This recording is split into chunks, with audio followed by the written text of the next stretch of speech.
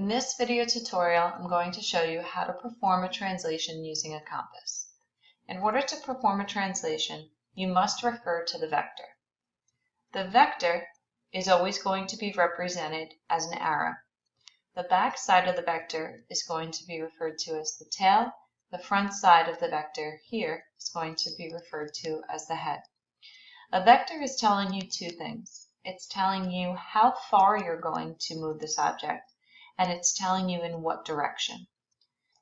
The first thing that you're going to do is to measure the length of the vector. So you're going to measure from the tail to the head. Then what you're going to do is for each vertex, you're going to create a circle with that same radius. So you're going to create a circle around the first vertex. I'll change the color so you can see the difference. You're going to create a circle around this vertex, and you're going to create a circle around the last vertex. So I'll make that one blue. The first step is to create those three circles. Now, after you create those three circles, you have to go back to each vertex and you have to measure the length from the tail of the vector to the vertex in which you're talking about. So in this case, kind of going to be hard because it's over to the side. We're going to measure the length from the tail to, again, I have to slide it over a little bit. It should be easier for you because you don't have to, yeah, it's still off a little bit. Let's change it one more time. That should be good. Perfect. Okay. Now, what you're going to do is notice that this vertex is related to the purple circle. So I'm going to change my color to purple. Now, once you measure the width from the tail to the vertex, you're going to take that point and you're going to slide it to the head of the vector. Then you're going to create two arcs on the circle. So if I can continue. 2 points of intersection. So you have a point here and you have a point here, and you're going to pick the one that's furthest away from the tail. So here's the tail. It's not going to be this one. We're going to pick this one, and I'm just going to circle it for now. Now, we're going to repeat the same method for the other vertices. Here we're dealing with the blue circle. So I'm going to change my color to blue. You're going to go to the tail of the vector, and you're going to measure the width from the tail to the center of the blue circle.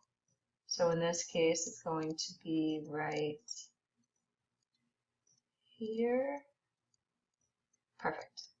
Once you find that width, take the point and slide it to the head, and then you're going to find 2 points of intersection on that circle. Again, remember, you're going to choose the one that's furthest away from the tail. So in this case, I would choose this one. And I will circle it. The green circle is the last one. So we're going to take our compass. I'll change my color to green. You're going to measure the width from the tail to the center of the green vertex. And I'm having difficulties. Let's undo.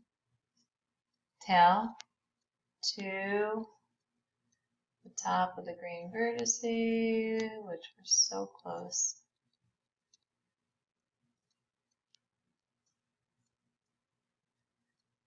So close.